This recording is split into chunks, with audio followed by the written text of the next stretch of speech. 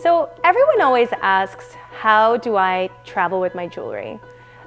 We've already gone through the lengths of acquiring the jewelry, either getting gifted with it or buying it ourselves. And then you're going to a party or you're going to a wedding and you want to show it off and you want to wear it, but you don't know sometimes how to pack it so that it stays together and is less stressful once you're already dolled up in your outfit and your makeup and your hair is done. So the last thing to put on is your jewelry. So here are some really easy steps on how to keep your jewelry organized for traveling. First, I like to make sure I have Ziploc bags in the sizes of the jewelry that I'm taking with me. Whether it's a night out or a party or a wedding that I'm attending, I like to make sure I have the appropriate Ziploc bags ready. It's important whether you're going for an evening event after work or you're just going for a weekend away. It's important to just pack what you need. Don't take too many things for security reasons and really get a nice variety. So everyone always needs their watch. A watch is the one staple that you want on your left hand. So first, it's important to pack your watch. We always like these little baggies in the sizes that are good for the piece. So since this is a watch, I've used a medium-sized plastic bag.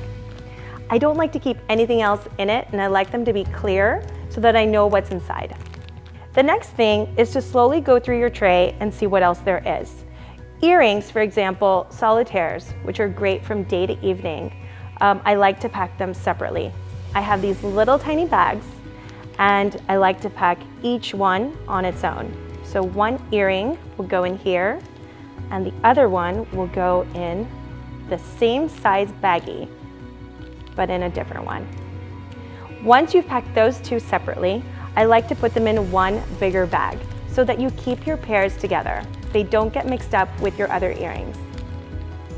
So next I have my slightly more fancier diamond earrings for the evenings. These have the rubies and the diamonds. And again, like the solitaires, we're gonna pack them in two separate plastic Ziplocs. I like to keep them in two separate plastic Ziplocs so that they don't rub up against each other. It's so important that your diamonds never rub up next to each other because it will scratch the other diamond. Also, when you have your engagement ring on, your wedding band, and you're taking them off to go for a swim or anything else, always keep those also separately packaged in two separate Ziploc bags so that the diamonds don't scratch up against each other. The only thing that can scratch a diamond is another diamond. So the next thing, after our earrings are done, I have these several little diamond pendants on chains, which I love to layer. And the great thing about them is that you can wear them alone or you can layer them on. The problem is that when you do layer them on, in order to look good, they also have these very thin chains. So when you're packing them, you don't want to just dump them into a Ziploc bag because sometimes a chain gets a little bit tangled as well. So what I like to do is I like to take a pair of scissors and I like to just punch a small hole at the top of the Ziploc bag, a very tiny hole. So what will happen is I will feed my larger part of my pendant into the Ziploc bag, and then I like to just pull the chain through one of the holes. Once you pull it through one of the holes, it kind of keeps it a little bit separate so it doesn't have to tangle up. And then this large one, I like this pendant necklace, I like to put it in a slightly larger bag so my pendant necklaces are together. So next I have my longer opera length chains, which I also like to layer.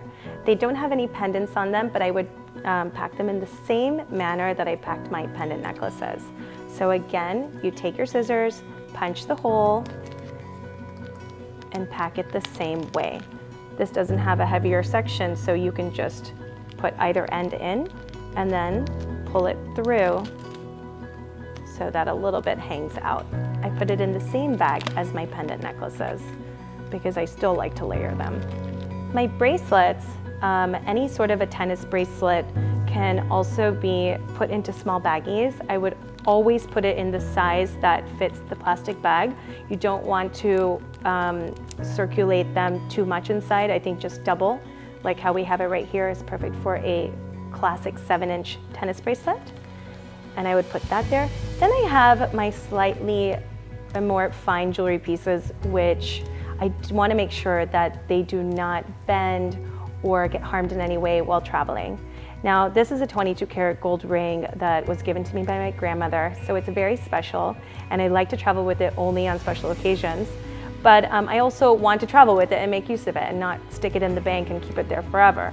So with something like this, I like to, again, put it in a plastic bag, and I'll show you later how we're gonna make sure it doesn't get bent.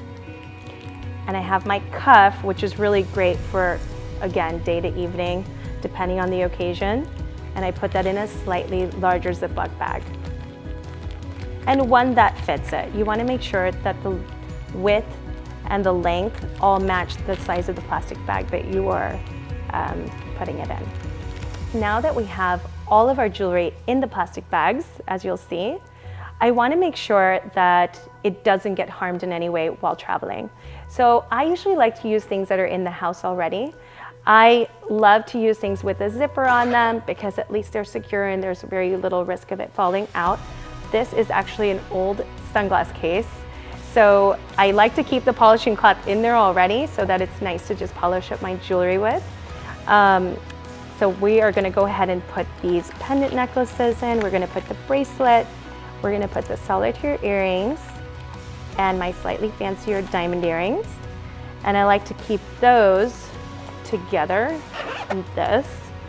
And then I have a slightly harder case, sunglass case also, which I like to use, any old sunglass cases.